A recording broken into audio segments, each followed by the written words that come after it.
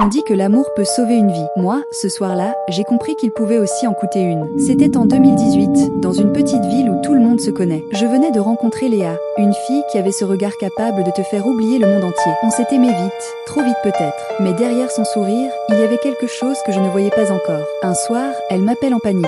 Sa voix tremble. Elle me dit qu'un homme la suit depuis plusieurs jours. Un ex, un type violent. Elle me supplie de venir. Je fonce. Quand j'arrive, la porte de son immeuble est ouverte. Le couloir est silencieux, trop silencieux. Je monte les escaliers, et là, j'entends un cri. Un vrai cri. Celui qui annonce que quelque chose de grave vient de se produire. Je pousse la porte de son appartement. Léa est au sol, blessée à la main. Et lui, debout, un couteau dans la main, les yeux vides. Il me regarde comme si j'étais le problème. Comme si j'étais celui qui lui avait volé quelque chose. Mon cœur explose dans ma poitrine. Il se jette sur moi. On tombe. Le couteau glisse. Je sens le métal frôler ma peau. Je sens son souffle. Je sens la rage. Léa se relève malgré sa blessure. Elle hurle. Elle attrape une lampe et frappe l'homme à la tête. Il s'écroule. Pas mort, mais sonné. Assez pour que je puisse le maîtriser et appeler la police. Quand les agents arrivent, ils nous séparent. Ils l'embarquent. Et moi, je reste là. Assis par terre, les mains tremblantes, le cœur en vrac. Léa se jette dans mes bras. Elle pleure. Elle répète que sans moi, elle serait morte.